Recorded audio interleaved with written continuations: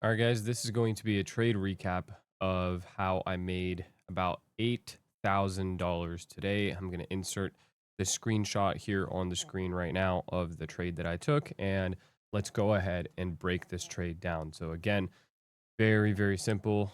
This was a 10 a.m. Po3. I'm going to get started with the top-down analysis. So if you guys saw the trade from yesterday, you would know that coming into today, I was initially expecting some sort of bearish price action. I was a little bit bearish coming into today. And the main thing that I was watching was this 4-hour fair value gap that we are inside. Okay. Now we're also inside of a weekly fair value gap here, right? Do not forget that.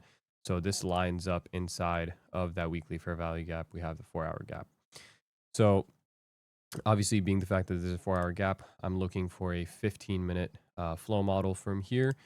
And um, I will run you guys through the entire day and my thoughts, right? So I was live and I did alert this trade to the Discord.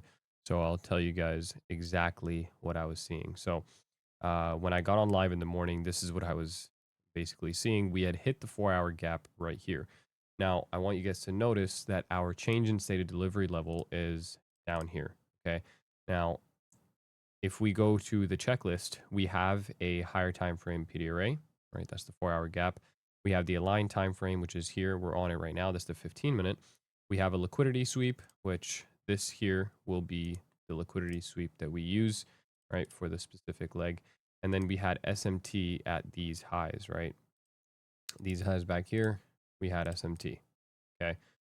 So now that we have that, all we're waiting for is the final entry trigger, which is going to be the change in state of delivery, right? You can also see a 15-minute fair value gap here. So that's another thing we can watch, right? If we get the 15-minute inverse of this fair value gap, then that increases the chances of us getting that change in state of delivery.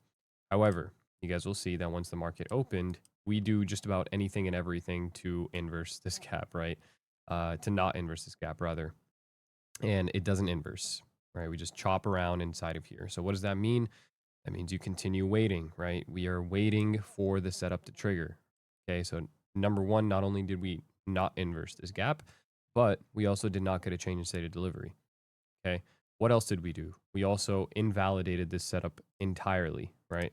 Because this liquidity sweep is no longer valid because we made a new high, and that SMT is also no longer valid again because we made a new high. So we are just patiently sitting here and waiting for a setup to form. So what do we have happen right here? I'll go over to ES so you guys can see the same leg here on ES as well. But this is where I want to focus your guys' attention to. So we have these highs right here. Same high on ES is this big wick. Take that to here. Okay. And then we will take the same leg on ES. You guys will see we have a lower high on ES and a higher high on the NASDAQ inside of the higher time frame PD array. So we have the SMT here. We also have a liquidity sweep here, right? This is our liquidity sweep leg. So if we go back to the checklist, higher time frame PD array, obviously that's good.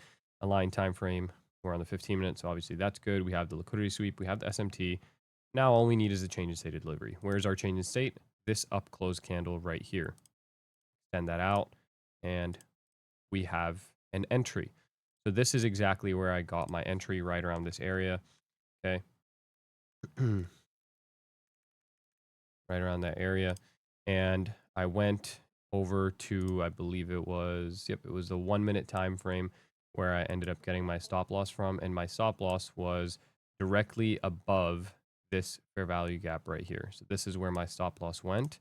And the reason why this fair value gap is because that's 3 PD arrays, right? We have this fair value gap, we have this fair value gap, and then we have the final fair value gap, right? Obviously, I don't want to see this thing go and blow through 3 different fair value gaps and not reject, right? So my stop loss is conveniently placed at this high, right? That's the basis behind the stop loss there. And then my TP went to the 4-hour low, right? Which lines up perfectly with midnight, giving me a 2.99 R, right, on this trade. I get triggered into the trade here, and it was a very, very quick move, 2 candles, and the trade was complete. Okay. So this is the setup from top down. Um, there's a lot of people that got chopped up this morning. Okay. And this is the reason why we have good systems and good entry models, because they will help you avoid the choppy price action on days like this. Because if you have a good model, chances are that your model is not going to trigger you into a trade here at all, right? So obviously, my model did not trigger me into the trade all morning long. It can be frustrating sometimes, but that's just the nature of it. Your model is literally trying to protect you from taking a bad trade. So, did not take anything until this right here, right, which is was 12:30, and I never, take trades this late ever in the day. However, the setup was just entirely too clean to ignore, and so I was able to catch this trade. But that is how I made right around $7,000 today.